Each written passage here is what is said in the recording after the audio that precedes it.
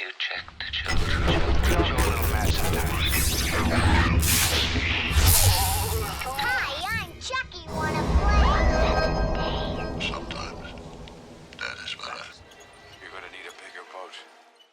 What's up, everyone? Welcome to the Horror Show. I'm Cecil Laird. And you got Jaime and Fuego here. And we are here to do our spoiler review of the entire first season of Locke Key. Welcome to Matheson. Yeah, not welcome Lovecraft. to Matheson, not Lovecraft. Yes. So we're going to go ahead and talk about all the spoilerific details of this 10 episodes. Might be a longer episode. We'll see how it goes. But yeah, let's, what do you think, Fuego? Just start at the beginning kind of thing? I'm down. That's always best with, like, kind of working through some of this stuff. And, like, how in-depth are we going to compare to... We won't to do the that comics? much comparison to the Because comics we in have a this. This is whole just separate- spoiling the yeah. TV show. We'll have a separate comparison episode. So, all right, let's dive into it. Yeah. So, first off, it started with a kind of a whimsical credit sequence with a bunch of the different keys being shown and like a parchment kind of thing. Which I really enjoyed. It was like this just hand sketch, kind of like pencils almost, of all these different types of keys and things of that nature, if we're talking the credit sequence. And I mean, whimsical music, as you would expect. I mean, not far off from Harry Potter and some of the, new versions of Lion the Witch and the Wardrobe, Prince Caspian, all that different stuff. So it did very just firmly plant itself in that realm of kind of like older YA as opposed to like newer stuff, like older books and reaching for them for inspiration for this, more so than newer Maze Runner or whatever. I don't know. Now, if you guys missed it and you've made it this far into the video, we did do a non-spoiler review, so make sure you go back and check that out if you haven't watched it yet. But this one, it starts off with a Asian man who gets a phone call that basically says Rendell Locke is dead, and he said, okay, I know what to do. And he goes inside, and he gets a key that's got flames on the end of it, and this is one of the couple of new keys that we get this season. This is the, I think they call it the match key, eventually. Match key, matchstick key, something like that. It's a fire key, basically. Basically, yeah. So he pulls the key out, and then he immediately jams it in his chest and ignites himself, sets himself on fire, and his whole place explodes and burns up. And we don't have any idea why until episode 9, basically. Long extent for revelation. So we see the Locke family arrive at Keyhouse. This is the mother, and who is Nina, and then Tyler, who is the oldest son, and then we have Kinsey and Bodhi, who is the youngest son. And Bodhi, with his Polaroid going all about. Right. They all arrive to Keyhouse, and their Uncle Duncan, who is Rendell, the now dead father's brother, is there, who was supposed to be the caregiver of the house, but he had issues with it, so he doesn't like it either, so it's kind of run down. Yeah, he's like, all the negligence is pretty, like, across the board. There's no favoritism in the negligence of this property. So. Indeed. So the mother, she has a task where she's going to try and fix up the house while the kids are forced to live in this whole new area. They moved from Seattle all the way across the country to Massachusetts, and they're, left to face a brand new boarding school. And Bodhi hasn't even started school yet. He starts a week after the main students, or the two other kids. Interesting how we never really see him at school. We see him being taken from school at one point, but yeah, no, like, at school. No reason yet. No reason to do it. Yeah, and I guess that is comic book appropriate. Appropriate too. Yeah.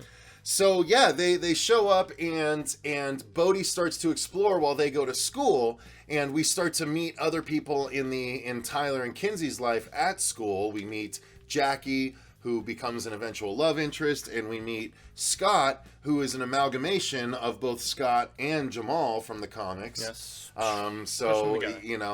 He's the film fanatic that takes a shining to Kinsey, and Savini Squad. Yeah, they're part of the Savini Squad, and that is a good spoiler we need to get to. Actually, it's one of the early ones, so we might as well say. So Kinsey meets this guy who's Scott. He's a Brit who is working here in Massachusetts. He works at the ice cream shop, and he takes a shining to Kinsey, and he invites her to join his friend group, whom he calls the Savini Squad, because they gather to watch Tom Savini gore effects movies.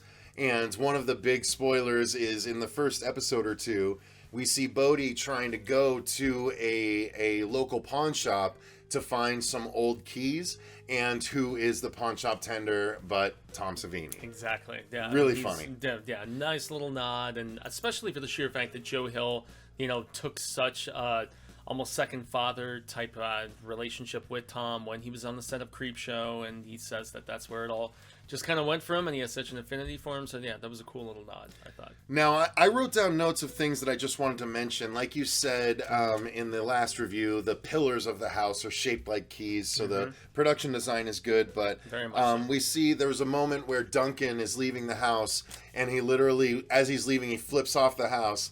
And then we see Bodhi off to the side. Like, he looks over and he sees Bodhi watching him, and he's like, "Are you flipping off the house?" And he's like, no, it just means, like, goodbye, or, like, see you later, or whatever. And he's like, oh, like aloha? And he's like, yeah, just like that. And so Bodhi, this little 8-year-old boy, goes, all right, see you later, Uncle Duncan. And it's just so And I would funny. never bring out a phone if not for the fact that I posted the fact that we had watched the last episode, and one of the Hale people said aloha and had his kid flipping off the That's screen. awesome. I don't even know if that's like, yeah, there you go. So it's already spreading, everybody. That's great. No. So and then we see, Bodhi heelys through the house, a la The Shining, like we mentioned in the non-spoiler review. Yeah. And he's starting to hear whispers calling to him, where he can start to find keys. But before that, even, he goes to the well house, and he just investigates. He's able to squeeze through the grates, and he goes inside where there's a well, and he just calls out, and is like, echo, echo, and and then he hears someone talk back to him. It's a female voice talking back to him that claims to be his echo. Yes, I'm your echo, Bodhi. Yeah, and so he runs back inside, and he starts to get freaked out, but eventually he makes it back outside to investigate what's up, and turns out there is this entity, this tall, black-haired female, pretty gorgeous looking. Very pretty. Yeah, that basically tells him, I'm trapped in here, I need help getting out, you need to help me find some keys. Yeah. You need to help me find this anywhere key, which is a key with a bunch of key rings connected, and also there's another key she's looking for, but he finds, first off, a key that is another new key. It's they call it, I'm not sure what they called it, but it's essentially a mirror key. And you go, and there's a mirror in the house, or any mirror in the house, really, you can go up to, and it'll open a keyhole, and you open it, and it is a personal trap. So Dodge, that's what we're going to call, because Dodge is this woman's name, we find out later. So Dodge basically convinces Bodhi she's like, yeah, if you find it, you can see your dead father.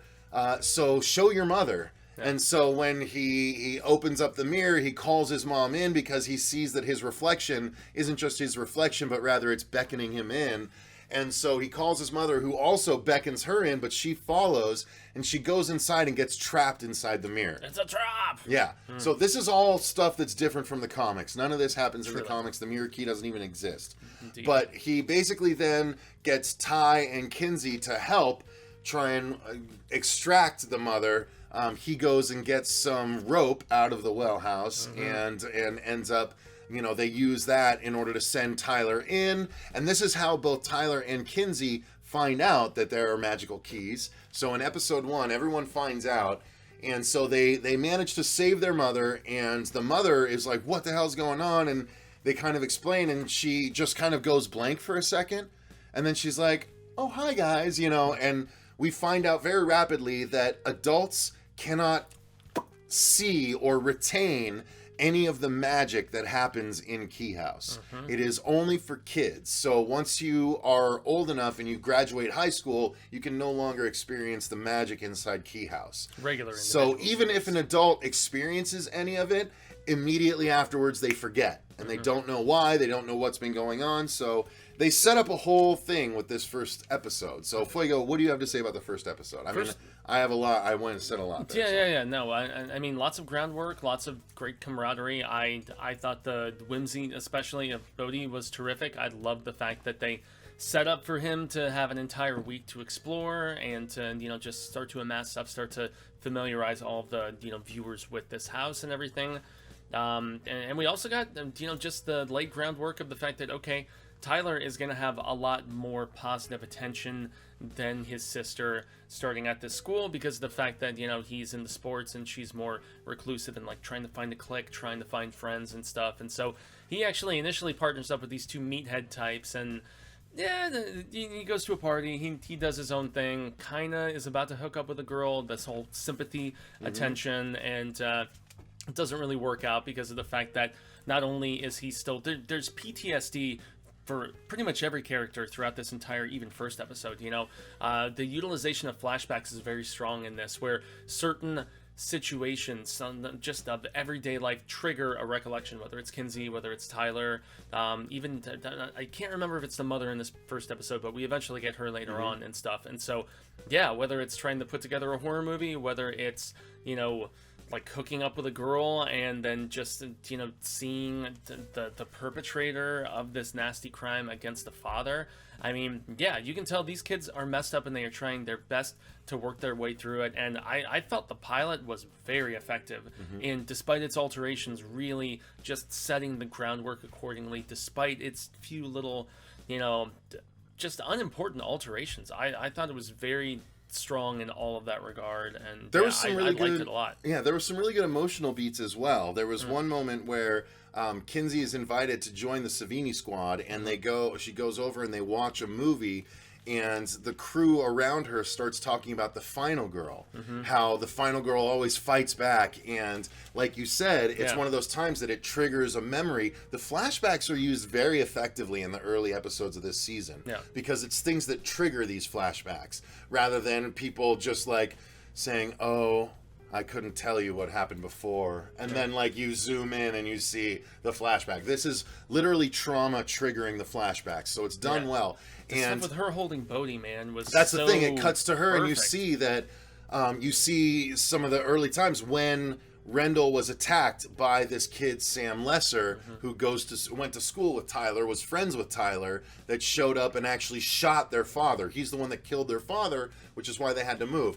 During this whole episode, Kinsey was hiding under a table holding Bodhi, trying to keep him safe during the whole episode. And so she has these flashbacks while they're talking about how Final Girl always fights back, and she bolts. She just leaves. And then Scott runs after her and is like, hey, what's going on? What's going on? She's like, she even says, she's like, not all Final Girls fight and wait for their next moment. Some hide for their family to keep them safe. And you see Scott's face, like, and he just goes, an element of realization, because everybody in the school knows what everyone happened to knows her, what happened to them. They know their him. father was killed and everything, and he's just like, oh my god, that was a gross miscalculation, please. And she just bolts. But that was so emotionally impactful, and this is also something that really made me think that this girl playing Kinsey really, really nailed it. She was so good, and she even goes alternative later in the season, the way she is throughout the whole comic series. But that's the first episode, so you know that they're doing stuff, and by the end, Dodge escapes the well house. Bodhi brings her the Anywhere key, which he's stolen from Kinsey's bracelet that was given by her father. And so the well lady escapes, and Bodhi is just left to try and figure out how to save his mother. That's how everything collides. But she goes away, and so she escapes, and that's the pilot. So I'm going to try and... we can't take this long in every episode, but... the second episode, it's called Trapper Keeper. The first episode was called Welcome to Matheson instead of Welcome to Lovecraft. We explained why in the non-spoiler review, so go back if you want to find out why they made that change. Yeah, it was essentially the history of HP and the fact that as Joe learned more about him, he wanted to switch to another horror icon and idol of his. So episode 2 starts off with Ty's friend. Basically, there was a couple of cool things that happened. I didn't write down everything that happened in the episodes. I wrote down things that stuck out. Significant beats. Exactly. Yeah. So there was at one point where Ty's new teammate, when he shows up at the Locke house to pick Ty and Kinsey up to go to school, he mentions how a girl went inside and lost her mind. And that's clearly a reference to a character called Aaron that plays a role later on, so that's good foreshadowing. But Bodhi finds the head key in a vacuum, which is one of the changes from the comic. Indeed. And he, because in the comic he fishes it out of the river, which stream or actually whatever. you see Rendell throw it into in the comics. So I don't know how they're going to tie in the vacuum if they do. But not only, but it's way before he finds the ghost key, which is reversed in the comics too. So, Indeed.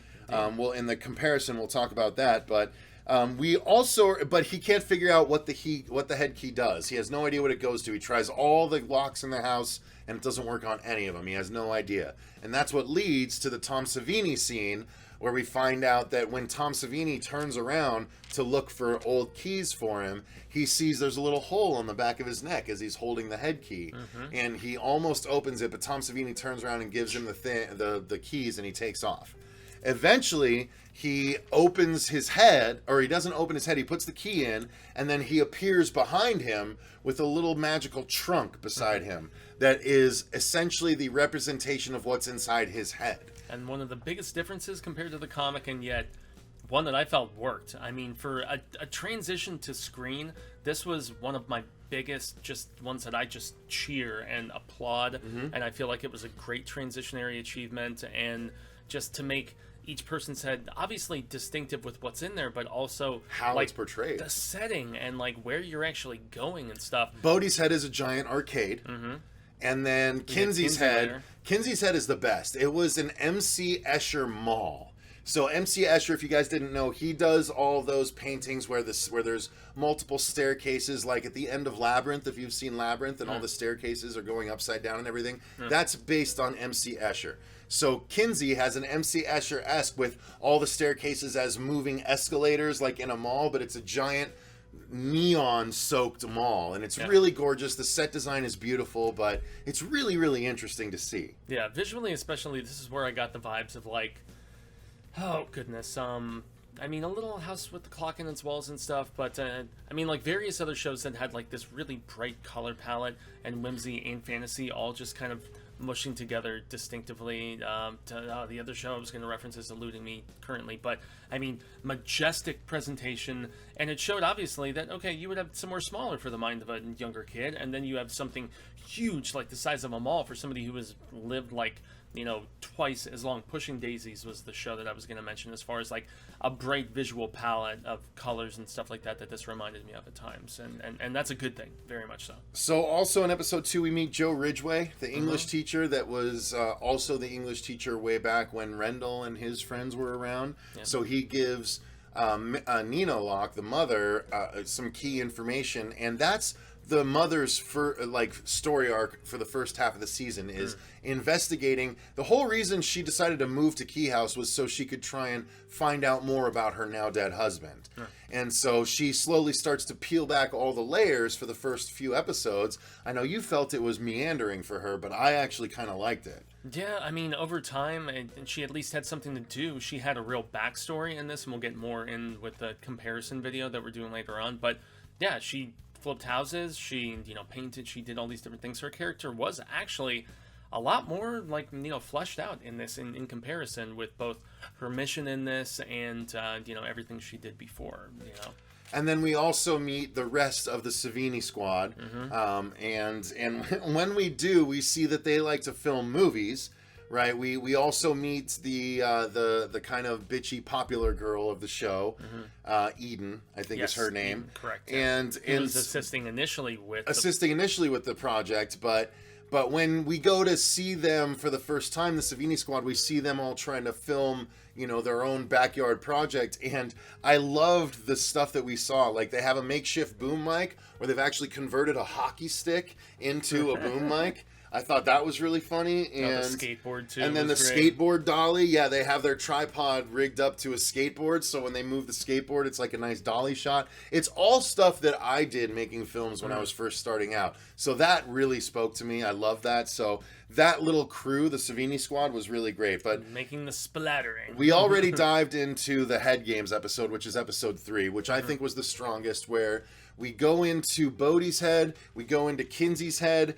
and we don't go into Ty's head, but we over the course of the episode, they did something fantastic story-wise, where each kid told their version of a sea monster story that their father told them. Yeah, so Bodhi first goes, and he falls asleep before he can hear the end of the story. And when his siblings go into the head and watch, so they go into Bodhi's head, they see the arcade, right, the whole arcade setup, and they see another Bodhi jumping on a trampoline in an astronaut's outfit. That's my Glee. He's like, that's my Glee. Yeah. So we get the idea that emotions are personified within each of our heads, which we see later with indeed. too. Yeah. So yeah, they see all of this, and Bodhi tells this. He has a bunch of jacks in the box, or Jack in the boxes. Each one on the inside is a specific memory. So he picks up one where it's his father telling him this story about a sea monster.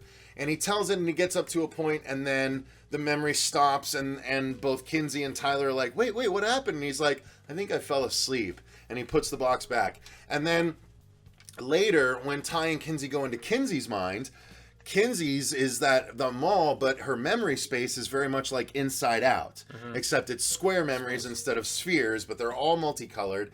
And so she pulls out that same memory, or a similar memory, where the father is telling her the sea monster story, and it's got a very happy ending. Because her and Ty go back and forth. She's like, I thought it had a happy ending. And he's like, no, I remember it being a really bleak ending or whatever. And so we see her version, and it's happy, and then we see Ty remember his version, and it's a much more bleak version. So we saw that the father was catering the story to each of the kids however it would best help them grow at the time. And I think it was also just how he progressed with coming to terms with everything that went on, because you saw the story as a euphemism for what happened with him and his friends. The fact that, okay, a crew finds a treasure. They have this wonderful thing that's going down, and then there's a monster that presents itself. There's a fisherman and his crew, yeah. Yeah. The monster attacks, and in the happy version, they all survive. In Tyler's version, only the fisherman survives, and he's left to deal with the fact that he got the rest of his crew killed. Yeah. Which is the tie-in, because we find out later that Rendell had a tragedy. His group of like 6 or 7 people had 3 of them all die. It's almost 2 different sides to the coin, though, because of the fact that the way he told it to Tyler, he's like, yeah, and that guy was just in exile, left to just sit and contemplate what he had done. But in the updated version of it, maybe it's a story that just changes over time. To Kinsey, you know, he was catering it to each of them. It wasn't updated because they were both the same age that they are. Well, it's not like Ty was younger and then he told it different to Kinsey later. No, he told it differently to each of them specifically for a reason. But at different times, though. I mean, the story kind of may have evolved over time. We don't know if it was different times or not. It could have been just different nights or even the same night. Different times with Bodhi, though, because of the fact that Bodhi wouldn't have been the same age as both of those other kids. He was told the story way later. You know, so that's all that I'm saying. Is oh, that I see what you're saying. The story could have evolved, because they were younger over versions time, of themselves. You know, and when he was when he was closer connected to the tragedy, maybe he was more negative about it, because, like, think about the other side of the coin where he's talking to Kinsey, and he's like, and he distributed the treasure, like we see in that last episode, and we find out what happened, and he's like, and you know, they all work together and so on, and so. I don't know, maybe just... No, you're right. That's a good point. Because I didn't His story evolved over time, too. Yeah, okay. Yeah. So, I mean, it's still fascinating with some of the alterations to the backstory, the way that they go about it, and that story, and those 3 beats were so heartfelt and felt the most Locke and Key, maybe, of the entirety of the series to me, as far as the connection with a deceased father, and just the importance of that, and trying to just make amends with that, trying to cope with that, grapple with that. Now, there's something else that happens in this episode that really sets a tone for how dark it can get as well. Because there's something that happened in the comics that I was like, wow, that's super dark. And they do something very similar in this particular episode, that even though it's not as horror as the comics were, this scene shows that it's not as fantasy as a lot of people said. And that's when our bad girl, the well lady, goes and investigates what happened with the Asian man, Mark Cho, that died at the beginning. She goes to the burned out ruins, and she's looking for the fire key, or knowledge of where the rest of the keys are, the match key, I should say. And 3 kids show up as she's exiting the house or the remains of the house, because it's just a little door, and then the rest of the house is burned down around it. And one of the kids is wearing the match key, and she's got the anywhere key, and she's like, I'll show you mine if you show me yours. And so he walks up, and he shows that the match key will light something on fire. And then he's like, and she reaches for it, and he's like, wait, you said you'd show me yours. And she's like, well, if you insist. And so she uses the anywhere key and opens the door, and on the other side you just see platforms of a subway station.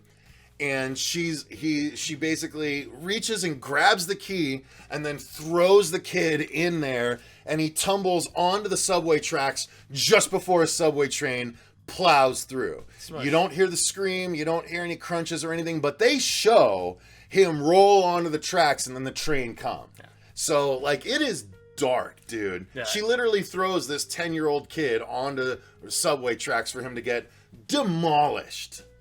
Yeah, it's about as R-rated as this property gets in stuff here, and I was appreciative of it. And it is, as you mentioned, a callback to another beat in the comic that transpires, and not on a scale of this magnitude, obviously. So, yeah, I mean, yes, definitely darkness from her in that regard.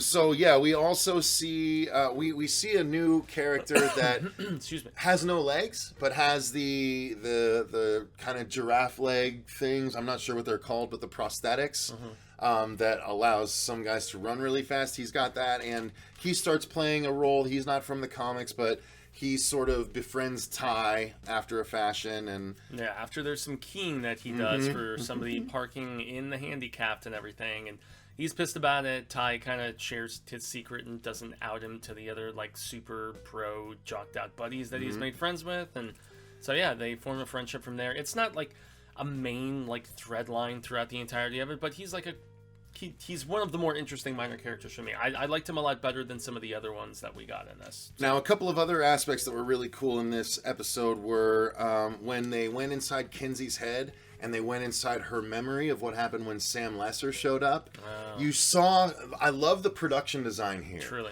Where you saw Kinsey and Ty standing, and then you saw Kinsey huddling with Bodhi, and they're all underneath a oversized table. They just sized up the table to make sure everyone fit, and then you saw the shadow, a giant shadow of Sam Lesser against the duvet, or whatever you want to call the tablecloth. Yeah, the sense of scale is seriously scary here. It was really cool, and so I really liked how they portrayed that. And then they're all attacked by Kinsey's fear. And so you see that there are aspects of people's heads that they can't control. And so Kinsey's fear attacks and starts literally slicing at them and stuff. Beat from the comic, and you know what? I will admit I didn't like the way they did it. I didn't think it looked very good, and there were a lot of quick cuts because they didn't want to show how she looked fully. The way it looked. I'll agree with you. I don't like that I agree with you, but I do agree with you on that. So now one of the notes I have here for this episode is I adore the family relationships in this.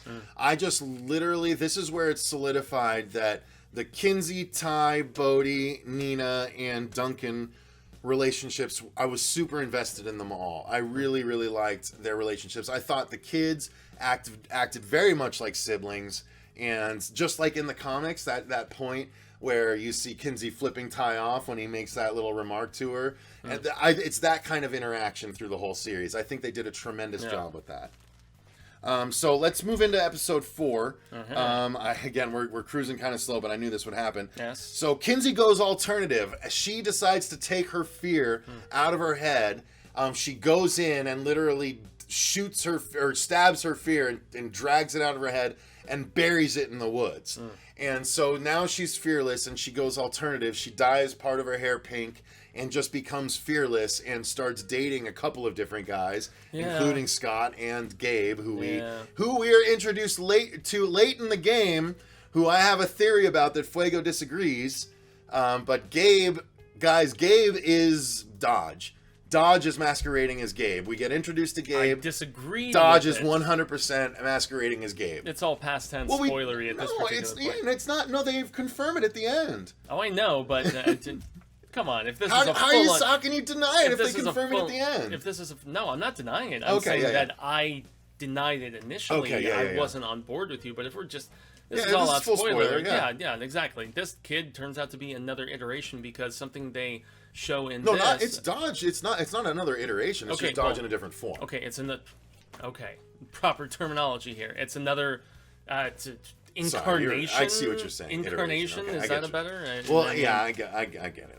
I was Yeah. being semantical. Yeah, so Sorry. as opposed to just changing gender, we do learn later on that you can actually change like age and like various Instead things. of the It's kind gender key, it's an identity key, yeah, and which it's is very almost like PC. There's a It's lot gender of identity. Right? yeah, there's a lot of PC There is no stuff on gender. this, It's and- just identity now. yeah. So you take the gender key and the skin key and you mush them together and you have the suddenly identity key. Have Exactly. the identity key. Yeah, great job, guys.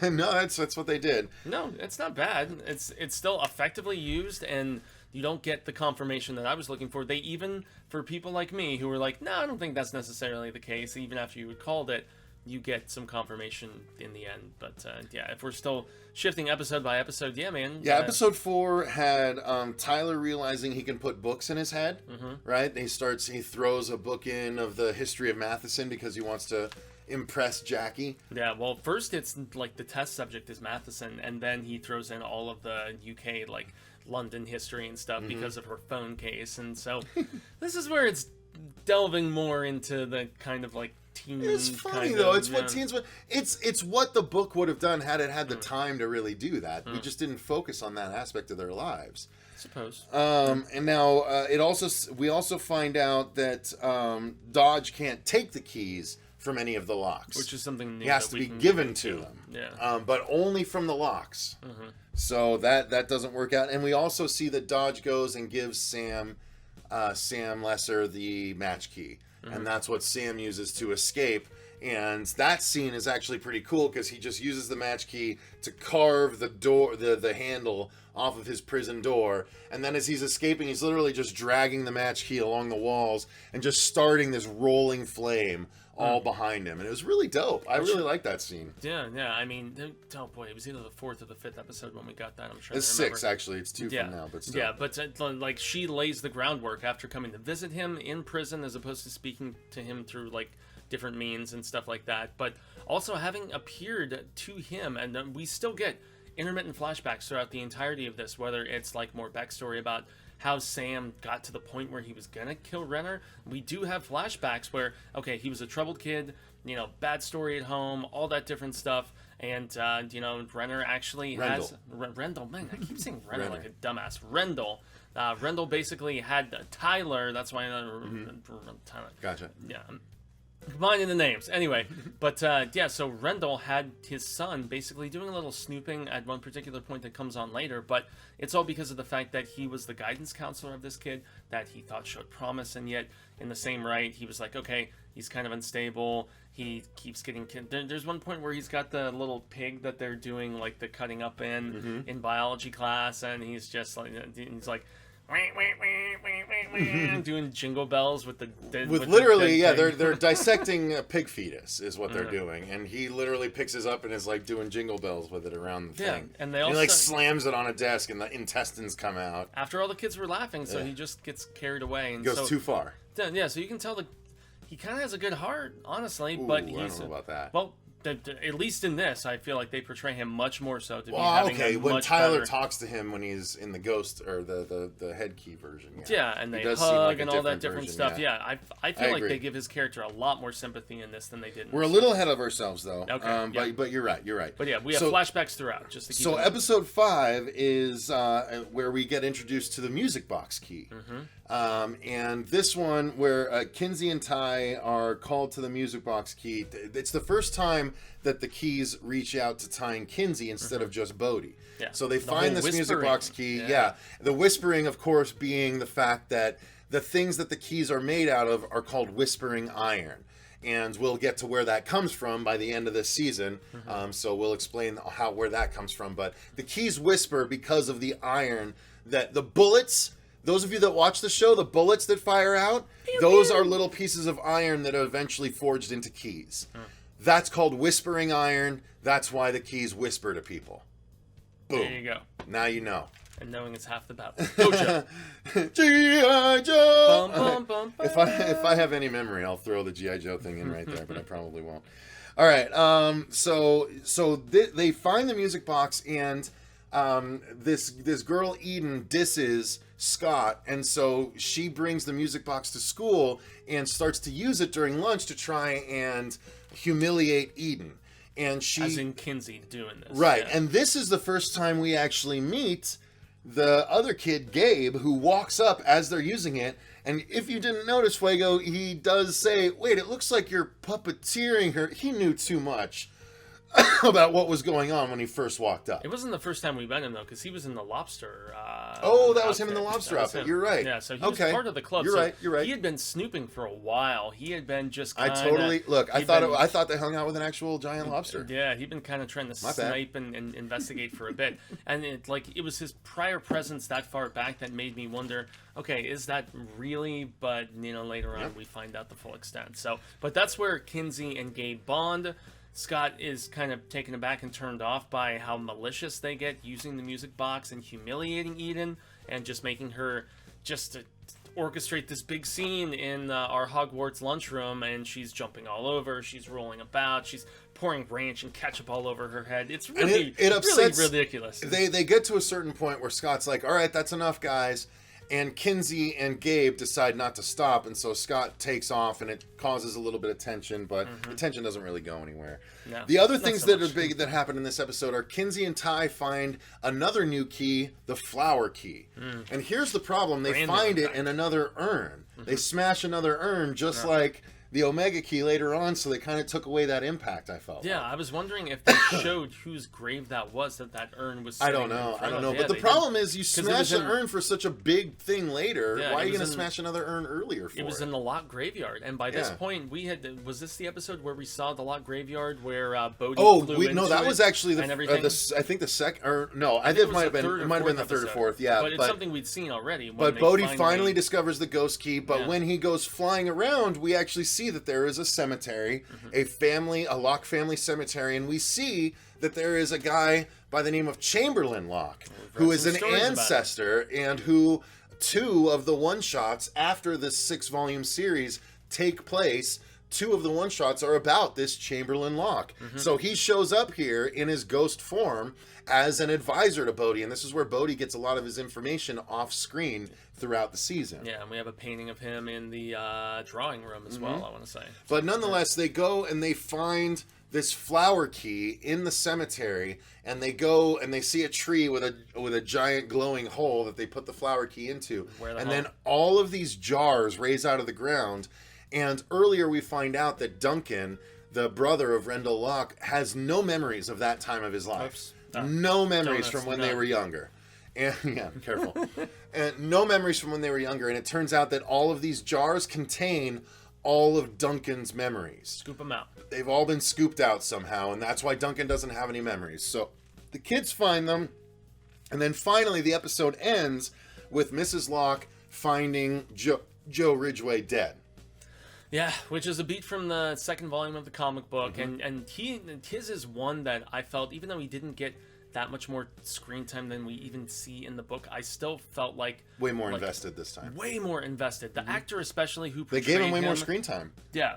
I mean, he still had like his own interesting backstory and stuff, and connections with Ellie and the entire. They didn't go all the way into him being a director of a play for them and all that stuff. That's just a little taste of what we'll get into in the comic to actual screen comparison. But I love the actor. I thought like he sold it incredibly well, and his little quick just a kind of friendship and almost like, I don't know, mentorship that he forges with their mother is really solid, and he turns into a sort of Angela Lansbury himself in some of the later episodes. But yeah, I mean, just solid connection with him. If they hadn't given him a little bit more, you wouldn't have cared as much with what happened to him.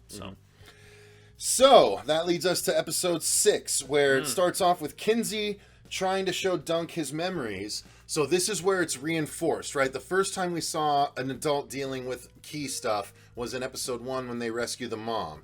She's like fully immersed in the mirror and freaked out and everything, but as soon as she comes out, the house makes her forget. So this is Kinsey taking some of those memories that they rose out of the ground with the flower key and showing it to Duncan because they know he's missing a part of his life, and he keys in on one particular memory, and but he can't process it. He's like, oh, headache, and he puts it down and he's just like, oh man, and then he's like, oh, hey, Kinsey, like it just immediately wipes from his mind. But yet it's still the one that he is the most compelled by, right, and the one that he is drawn to. It's from his perspective, obviously, and it's like an overarching thing that ties in with all of the history of Rendell, I'm trying to say? Rendell. God damn it, man. Yeah. All right, so next we see that Kinsey trying to figure out more because she sees a memory, right? She sees a memory that shows the caves. In Duncan's memory, she sees that there's a glow inside the caves, in the sea caves nearby. So she convinces the Savini squad to go and shoot a portion of their movie down in these caves. And she claims, oh, I've been down there, it's cool. And so they all go down there and they get to one spot right at the mouth of the cave and they're like, oh, this is great. And she's like, no, we have to go further because she doesn't see the glow yet. And so she convinces them, no, there's a better location. Luckily for her, they all are willing to go down and they find what looks like a better location. And she continues even farther on where she finds the Black Door. This episode is called The Black Door. Big thing in the comics. It is a giant door in the shape of an Omega symbol, but right away you see that there is a wonderfully brilliant blue hue around the edge of the door and the lock attached to the door, which has the Omega symbol. Attempting its damnedest to escape from what you can perceive. Whatever it is, there's something behind there that's showing off through the cracks. And so Kinsey is immediately drawn in. Meanwhile, while the rest of the crew is trying to set up gear, the tide starts to roll in very rapidly. Indeed. And before they can even try and escape with the gear, they have to leave all the gear and try and swim out. And only Gabe is the only one that's willing to go and try and get Kinsey. And he sees the door and sees Kinsey is entranced by the door, but he pulls her away. They both barely swim out in time. The crew loses the gear, but it pisses off most of the crew. So Scott and the two others that aren't Gabe and her get angry and storm off, but Gabe sticks by her side, which starts a relationship, a romance between the two. Yeah, even though she had already been seeing Scott, and so that's hey, once again, it's kids, high school kids, whatever, can't make up your proverbial minds and stuff. But this is where I didn't pick up on it right here, but Cecil did. You start to kind of wonder what nefarious sort of string pulling this Gabe kid Gabe is too on board for Kinsey going deeper into the thing because he's looking for the Black Door too. In hindsight, it's very just. It's because I told Fuego in the middle of episode 9, I'm like, Gabe is definitely. I even said it right off. I'm like, oh, that's the Dodge. I was like, that's Dodge, and he's just like, eh. And then by episode 9, I'm like, no, really, that's Dodge. Dodge has a third form. That's Dodge. And he's just like, no, I don't think so, and man. then for people like me, they even try to trick you, and just give you affirmation. They mess with timing of how events are happening and how if he's over here, he can't be over here too. But it makes sense when you rewatch it. I'm telling you. Cecil was right and I was wrong. That's not the point I'm driving at. I'm just saying it's a good mystery that I figured out early on because they did it really well, and I just happened to put 2 and 2 together a little bit early because of the comics. So you just didn't want to see it. You were like, no, that's not it. That's not it. But you knew it was there. So nonetheless, during this time, Bodhi also finds the mending key inside the sewing machine. That doesn't come into play until later, but nonetheless, he finds it. We also meet Detective Matuku. Yes. So Nina meets Matuku, who insists that Joe's death was a suicide. So that's how Matuku comes in. Nina reports Joe's death, and she claims it's a murder, but they insist it's a suicide because of the evidence. Yeah, and that's where a little thing commences, something that is hinted at much earlier in the comics, but I felt still handled very well in this, and we can get into those comparisons and stuff. But, I mean, yeah, actor solid who portrays that particular role, and I like the way that they framed it up and, altered a little bit of things here. It's where they're finally giving some more weight to the character of Nina, right? Right, yep. Yeah. Now, also in this episode, Ty blows up his relationship with Jackie for no reason. He other than he thinks she can do better. So he's drinking when he should be helping out with a 5K, and then Dodge shows up, and he actually ends up hooking up with Dodge. And so that's an interesting turn. We don't see what happens until the next episode, but that happens. And this is where I have a lot to say in our next episode, because it's essentially the flip-flop of a beat with our other comparison with the characters comics. in the comic book. Yeah, Fuego and I are going to do a full spoiler episode of the comics that'll ultimately end up being our comparison with the show as well, so we'll put that out probably in a week or so once everyone's had time to watch the show. Yeah, but I was gonna say I really liked Tyler up to this point. I felt his confliction. I felt his like trying to make friends and still retain loyalty to his siblings. Kinsey especially being at the same school, but it was this beat specifically where I was just like, I don't think I like this kid very much. He's obviously immature and being kind of dumb, and I didn't even feel like his motivation was very well just presented to the audience. You kind of just felt like, oh, he's just a dumb, fickle kid who's relying on whatever. I didn't feel like there was anything that Jackie did that should have made him react. I mean, if there was more of a catalyst, I would have been more forgiving, more understanding. It came a little bit out of nowhere. Yeah, it's like a similar beat that we get in the next episode with another character where it's like a big thing happens and then it's all worked out in about an episode and a half. And so that was one of the only things that, just kind of irked me about this episode at least. So. Finally the episode ends with Sam Lesser having escaped the institution, makes it onto the Locke property. Yeah. And so that's how the episode ends. Now, before we dive into episode X-Men. 7, I have a very serious question to ask you. Serious question for you. Serious question. Okay. Serious, okay. Serious question. After watching the first 5 episodes, how much did you feel like going to buy Converse, Doritos, or Fruit Loops?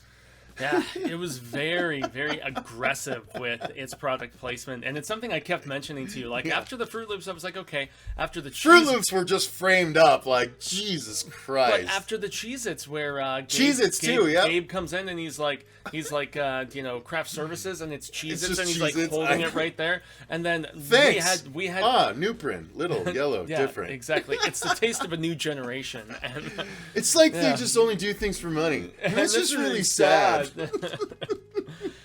And that's what they did in this. They really did. It was really on the nose. You see the phone at one particular point on the floor right next to the Converse, and the shot is just there. Framing the Converse. On the one star, and then it just gets to a slightly wider shot. And yeah, it's pretty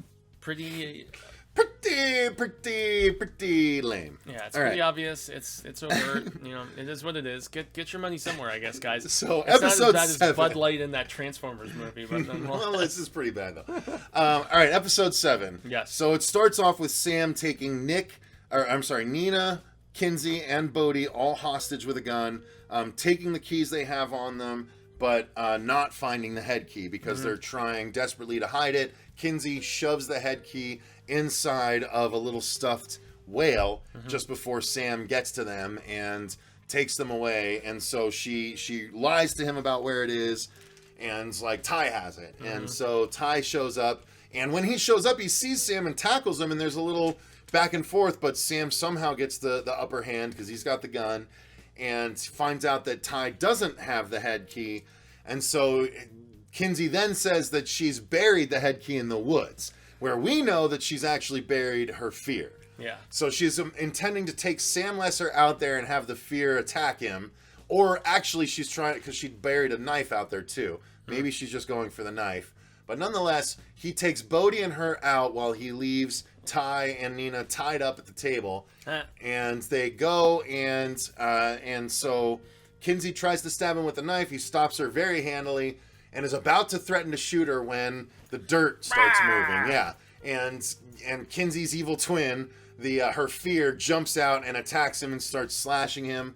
Kinsey and Bodhi run away, and he basically shoots Kinsey's fear and escapes himself. Yes. So, yeah, Fuego, all of that. What did you think? Yeah, I mean, solid enough. I mean, this is where I feel like it was getting not so much convoluted, but just trying to find ways to, spend the time and, okay, we need another beat here. Okay, we're going to tie this person up, then we're going to go here, then we're going to tie somebody else up, another character. It just, this episode didn't flow as like menacingly, I think, as I wanted it to. I thought this episode would have been a season finale for any other show. Yeah. Because that was that happened with the Sam Lesser. Sam Lesser ends up dying, but he makes it to the ghost key. Yes. You know, or makes it to the ghost door and barely gets away. Which is another loose end that will be floating around in the next season too, is the fact that even after, you know, he is betrayed by the woman in the well, Dodge, as he knows her and stuff, and all the various guises, and it's not till the next episode that we find the full scope of every other like hat she has worn, so to speak. But it's really, I felt you were supposed to feel bad for Sam in this episode, 100%. Especially after the fact that, you know, Tyler tells him, okay, my dad had me following you earlier, you know, which we talked about a few minutes ago when I brought it up, but he's like, you know, I did become friends with you, and I did, in fact, like you, and you can tell that Sam has remorse for accidentally, because they make it out to be very accidentally killing, you know, Ren in this, and so... And then on top of that, you know, the one person who thought he was special in his estimation, she shows up to finally get the head key, and she gives him the bad news that, you know what, nobody has ever loved you because you're not special. You're totally boring and ununique, and, you know, there's nothing special about you. And then she stabs him, and he's on the verge of death, and then he falls through the doorway, and so his spirit, even as his dead body is taken away, just like in the comics, he's still floating around the property, and, you know, he's gonna come into play. As you told me after we did, like, our first book review, I think it was, I was like, oh yeah, Sam's dead, and then you're like, oh, is he though? Yeah, I was like, is he really? You're gonna have to read more to find out. So yeah, that leads us to episode 8. The end of this episode was the regression of Nina, though, where she finally gives in to the all alcohol. all of everything. Yeah, just 6 just years builds of up. sobriety, and She falls off the wagon. yeah, and I mean, in the comics, it's like you can tell that she's drinking right away, but it doesn't become a problem until a little bit later. And so maybe it was good in this, in the fact that, okay, she had all these years of sobriety, and so it makes more of a dent, and it impacts a little more so when she does fall off the wagon. But they just, it doesn't last long enough. It's more like just tripped off the wagon, I'm hitching the ride back on, as opposed to, you know, something more significant. But yeah, big changes in these last couple episodes. Now, episode 8 is a translation of a particular issue that both you and I loved. Episode 8 is Nina's episode with the mending cabinet. So early on, we see she started drinking again, and she's got this mug that she uses that Rendell gave her all these years ago that says blah, blah, "Ray of fucking sunshine." Yeah, Ray of fucking sunshine. And so she loves this mug, and she uses it, and so she's using it to drink. And we see Detective Matuku come by to check on her after the events of episode 7, and she's clearly starting to drink, and he kind of picks up on the fact that things aren't quite right. And then the kids pick up on the fact that she's started drinking again, and so it's not very good for her. But if there's any breaking point, I guess, for her, that does make sense. Everybody's bringing casseroles over, and she's like, it's like, oh, you're not safe, or at least you thought you were. Well, and the friends bring their friends over for the first time, and she's just like, oh, hi, I'm blah, blah, blah. And Ty even says, like, you know how this goes. She starts off really carefree and awesome, and then she gets, you know, more introverted and down, and then she just withdraws entirely. So it's really interesting to see this all kind of take place. But Nina quickly finds out that she breaks the mug and kind of shoves the pieces into this cabinet before one of the kids walks in, so they don't see that she's dropped a mug. Later on, she goes back and opens the cabinet, and the mug has been fixed. So she starts to try and fix a bunch of other stuff, and eventually she puts Rendell's ashes, the urn, inside the thing, trying to resurrect her dead husband. It's red this time, at least. It doesn't work, and the kids walk in after she tries and is freaking out that it didn't work, and she just is so overwhelmed, she picks up the urn and just smashes it on the ground and leaves. And Ty even says, he's like, I'll take care of it, don't worry. And so she just storms off. Kinsey goes to talk to her while Ty goes to clean up the urn, and we find that Ty finds the Omega Key inside the ashes, which is straight from the comic. So yes. That's episode 8. So episode 9 starts. Episode 9 focuses exclusively on Ellie, or not exclusively, but it's Ellie's side of the story from 3 months prior when the Locks first arrived, all the way up until current time. And that's because in episode 8, we are introduced to Lucas, and he is described as, okay, yeah, it's we see him in pictures before now, but yeah, Lucas embodied, yes. Yeah, this is where his actual character shows up, and so Bodhi and Rufus are playing, and Rufus, who we haven't really touched on at all, man. I was really disappointed in what they did with Rufus in this.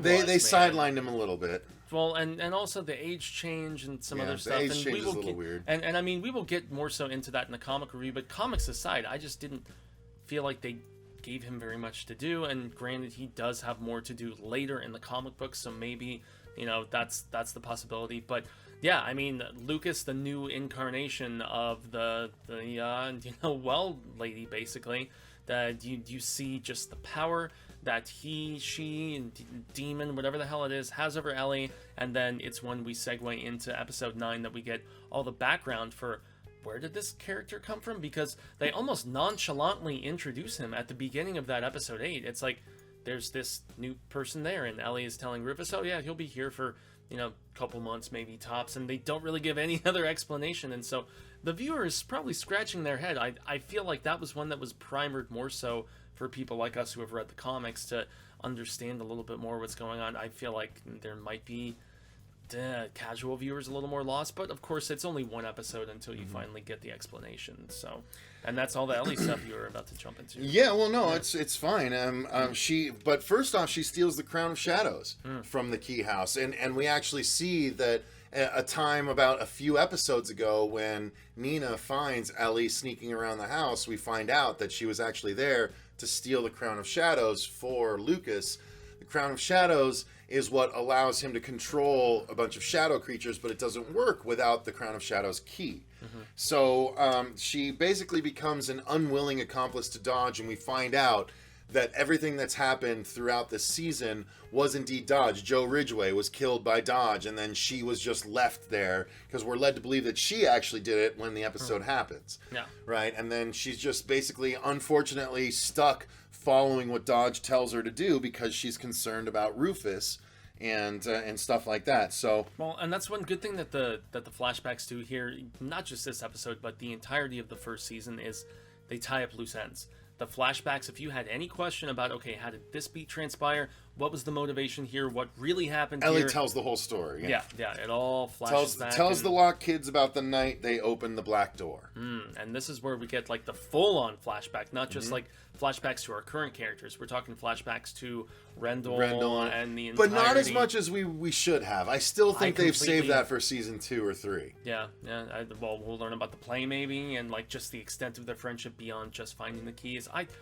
I felt like they all got kind of short shrift because they just died so quickly. Yeah. You know what I mean? Like snap, done. Yeah. Like, really? Yeah. The Mark Cho beat was really much better in the comics. Same. We will get to that. Yeah, we'll get to that. But I mean, and that's the thing about cherry picking certain beats from some later volumes and stuff like that. Like, there are still so many significant ones with, I mean, characters like dying and other characters taking over without. Well, I mean, it is a spoiler thing, but we're in the spoilers. But I mean, we're not spoiling the comics. There's jumping between bodies that happens pretty heavily, especially in some of the later volumes of this book. And by the time we get to the 10th volume, there's suspicion of that. You can change your appearance. You can jump into another person. There's a lot of that stuff going on. No, you can't jump into another person. You can make another person look like you if you need to. Well, you can. If you're dead, you can jump in, at least in comic book lore. Oh, right, yeah. Correct. Yeah, we haven't. But I thought you said the 10th volume, so that's the 10th episode. Wasn't dealt with in the show yet. My bad. So Mark, we find out that Mark was actually the Asian guy that killed himself at the very beginning of the season, because he's the only one that knew where all the keys were nowadays.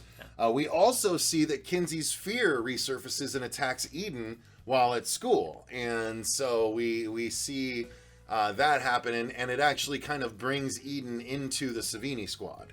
Yeah. So kind of an interesting turn after making her be the bitch of the school. Yeah. But finally, we see at the end that Lucas not only gets the crown, but he also gets the key. And as he is putting the crown on, I hear this familiar tone, and I'm like, they wouldn't do. And then they start playing Billie Eilish's you should see me in a crown. It's a little on the nose. It's so on the nose, but at the same time, I kind of enjoyed it because I like that song. And yeah, I like that song too. I'm not a huge. It was fan very like, on the like nose, you, but though. yes, it's very much on the nose. Yeah. But it was still fun and fulfilling, and honestly, as I said in the previous review, with the type of audience I feel like this show is going for, you know, it totally makes sense to have what is probably the biggest artist in the world have one of the most poignant and important songs in all of the beats in the entire series. So, yeah. All right, so that leads us to the final episode, Fuego, the season finale, episode 10. The shortest episode. The shortest, yeah, it was like 40 minutes, including credits. Which is like another 4 or 5 minutes. It was like 35 minutes and out. You guys enjoy Yeah. it. Hey, you liked Mandalorian. You're okay with this. Yeah, we'll see you guys Sons of next year. Yeah, see you Watch, guys next year. Watch Umbrella Academy season 2. Enjoy, yeah. All right, so this one starts with Nina and Matuku having coffee, where she basically realized that she was off the wagon. She wants to fix herself again, and so we got 2 episodes of Drunk Nina as opposed to the first 3 volumes of Drunk Nina. You know what it I was mean? really like an episode and a half with like a back half of like 7. Yeah, so. We also see that the Crown of Shadows means that the shadow, like right at the beginning, it's a confrontation. So the Locks are at the house ready to stand off, and Dodge shows up in her crown, and like the shadows raise up around her, and boom, there's an attack. And all these shadow creatures start to try and attack the Locke children, searching for the Omega Key. And it's the most action in the entire. It's the most action. It's season. also the most CG packed, and the CG is not for better or not for great. worse. Yeah. Not great. Some of the CG is good. So there's some creatures, like there's shadows along the wall, and then there's some creatures that are like 3D shadows, and then there's some creatures like the dark lady in shadow form looks just like a black and white shadow version of the Dark Lady. Yeah. She looked great. And also, but a lot of the other stuff looked super cheesy. Like the amorphous, like the thing that's cool in the comics is the fact, and just, I know I'm comparing the comics, but sorry, I've tried not to the whole time. In the comics, the shadows are like different forms. There's a Centurion shadow. There's like snake. There's a snake shadow. Every shadow is a different form. There's like evil spike knights, like all kinds of craziness. But in this one, it was just like 4-armed demon creatures that aren't recognizable from anything. So it I was a little bummed by that. It almost reminded me of kind of the creatures that we saw in Shazam a little bit. Yeah, the Sins. Yeah, you're not wrong. Yeah. So there's a fight with the shadow creatures, and the Locks quickly realize that how do you battle shadow creatures? Well, you turn on the lights in the damn house. Yeah. And so they turn on the lights, and then the shadow woman attacks Bodhi, and he has put the match key on his little multicolored, lightsaber thing toy, and he shoves it through her, and she kind of melts over the side down the staircase, and they go down and they find that effect was cool. They find the shadow lady, lying on the ground completely unconscious, and so the plan they devise is to throw her into the black door. Throw her back where she came from and just don't deal with her again. And so they call the friends over, and the friends all show up, including Gabe. Yeah. Gabe shows up to help out. And that's where I turned to Fuego, and I'm like, oh, shit, damn I guess you're right. My idea's wrong, and I was like, sorry. And I felt really good about myself. Damn, I guess you're right. Yeah, I guess it wasn't him. Shit, that sucks. Yeah. And then because they go down. I honestly wasn't 100% even when I made that proclamation. No. When I saw that, I was like, yeah, that's perfect. That's perfect. What'd you say, Cecil? Who's that going to be again? What? Yeah. So Gabe shows up, and I'm like, shit. All right, well, that was a big ass red herring. So they take Dodge's or the Dark Lady all the way down into the caves and open the black door, and they realize that because at some point they talk to someone that they... Ellie was the one who was talking about how they were shooting out the bullets in episode 9. Mm-hmm. It was like those pieces and one of them got hit. Yeah. Dodge got hit. Dodge got hit with one of the bullets, which changed him. Mm-hmm. And so they're all like, okay, just avoid the bullets. And so there's a bunch of things that come shooting out, and when they don't hit them, they hit the cave at the back and fall, and when they cool, they're just this melted metal, which is the Whispering Iron. Yeah, but the view on the other side of the door is very much like Lovecraftian, like vortex of just energy, blue vortex evil and demons souls and stuff, and they're called soul tapeworms in the comics. So that's so they're dealing with that, and they end up throwing her in, but she wakes up just as they're throwing her in, and she's like, no, and we're like, oh yeah, bitch, you deserve it. And they get her in, and they pull Ty back out, and like she gets swallowed up by the abyss, and they shut the door, and they're like, yes, that's it, they've won, right? It's a weirdness because she's not cursing them the way Dodge had before. She's literally screaming like, no! Yeah. Right. And that's where you start to wonder, as Bodhi does, because Bodhi wasn't there. Bodhi was checking on Rufus and his mother Ellie and trying to figure out... Yeah, who was seemingly disappeared, and you find out at the end of the episode why. That it and so Fuego and I were actually talking as the episode progresses. I'm like, oh, that's I'm like, I even said, I was like, it is Gabe still. I was like, she turned Ellie into, like, she made Ellie look like her, and then switched the body. He's like, when would she have switched the body? I'm like, when they were upstairs fighting in the shadows, she switched the body. And so when it was actually Ellie they threw into the vortex. And he's like, I don't think so, man. It was just so convoluted. I almost thought like it was too obvious, and then of course it was as obvious as it actually was. And then we get the heist movie, you know, the Ocean's 11 explanation, the behind the scenes of the whole season, how Dodge did all of his stuff, including, yes, he did use the identity key and changed her into her, and then changed himself into Gabe, and we saw that she was indeed Gabe the entire season. And so now Gabe is still around, but not only that, but we saw that one of the bullets, because we didn't see where all the bullets went when the kids opened initially, it. Yeah. One of the bullets hit Eden, yeah. The bitchy girl. And so at the very end, we see Dodge go and meet at a restaurant, or Gabe go and meet at a restaurant. And Ellie is just eating all this food the way that Dodge did when she I just threw you off. I did. I said Ellie, didn't I? Eden is eating all this food the way Dodge did when she first escaped.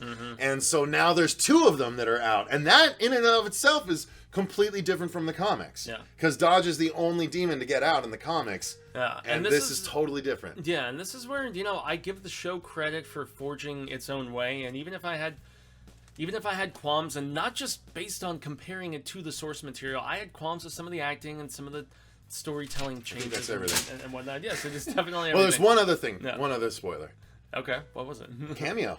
Oh, yeah. Well, I mean, there's a couple cameos. I mean, we had the Savini one we talked about earlier, but at the very end, when there is Rufus being taken into the emergency ambulance... Well, let's show the cameo that ties in, right? Which volume was that? Do you remember? Was it 4 or 5? I want to say it was 5 or 6. I think it was so 5 it or was 6. one of those two. I'll flip through, but go ahead, explain it to them. Well, I mean, we don't know what Gabriel Rodriguez looks like, so who knows if he cameoed. We know Jay Photos didn't cameo. We would have seen him. He hadn't even seen any of those, but shout out, Jay. We love you, man. Yeah, but we get to see Joe at the very end where Rufus is being taken into the EMT, into the ambulance, and yet there is a flashback in one of the later volumes of the book where, like, Kinsey basically, and, you know, she goes to this party with her brother Tyler, and she kind of decides to leave with this other guy who's drunk. And that's actually one thing that I forgot to mention in both reviews. There was a lot of underage drinking in this movie that I was kind of surprised and amused by. Also, Ty is like smoking a joint at the beginning of the first episode and stuff like that. So they are very much like, well, kids like I kind of was after a while, and like a lot of people, it was not so. Whereas they may have sugar-coated certain themes and certain other stuff, like there was a lot of kids being kids in this, and this is almost a preemptive little bit in the comics to what we saw in the last episode. There you go. At first I thought that was Stephen King, but now it realistically could be Stephen King young or Joe Hill without his beard. Yeah. Like, it could be either way, but nonetheless, it's funny because he cameoed as a ENT in this, and it cameoed as an ENT in the show as well. So I guess that's a confirmation that we were It's gotta wrong be Joe. about our initial assertion. That's but, all right. Whatever. I'm the one getting racked over the coals. Hey, you posted it on Instagram, as the not King me. Hill expert. But that is season 1 of Locke and Key. That's all the most of the spoilers. If we missed any, put them in the comments down below. But there's tons that we still didn't. But I feel like we hit most of the major plot beats, and it's tough because this was almost like a spoiler, but yet not a 100% spoiler, because since we're not trying to compare it to the comics as much in this, that's where I would have had so much to say about specific story beats that were reversed, stuff that came earlier than it does in the comics. So if you want even more spoilerific It's discussion coming. about Locke Key. We're not going to record it We're tonight. No, not tonight. We're going to record it next week. We're all Locke Keyed out. But yeah, it just deserves, as great as the book is and as solid as this series was, this could have been a train wreck. It could have been so much worse. It could have been more YA than I could have stomached. It was only that in a few instances and a few beats and plot points and stuff. As a whole, I feel like this was very successful, man, and it's good world building, and I'm hopeful that people respond to it on Netflix and that they binge the hell out of it, and it'll be helpful for the property in all regards, whether on print or on screen, I think. I agree. So, I agree. I'm hopeful of the same, and I was actually so concerned that it was going to be super fantasy and less horror, but it actually maintained a lot of the darkness that I didn't think it would. I mean, that kid being thrown in front of a subway train was crazy. So I really dug it. I hope you guys enjoyed this. Let us know your spoiler comments in those, or spoilers in those comments down below, your thoughts. As Fuego said, we're going to be doing a separate comics versus show. We're going to do a full comics breakdown. And while we do the spoilerific comics breakdown, that might end up being 2, maybe 3 hours, depending. While we do that, we're going to talk about the comparisons to the show and what was different. So it's going to be a comprehensive thing of Locke and Key proper. This was just the spoilers of the show itself. So let us know what you thought in those comments. If you guys enjoyed the video, click that like button. If you've made it this far, thank you very much for sticking it out. appreciate ya. Until next time, though, I've been Cecil Laird. Gracias to all of our patrons. I've been Jaime and Fuego. And remember, stay scared.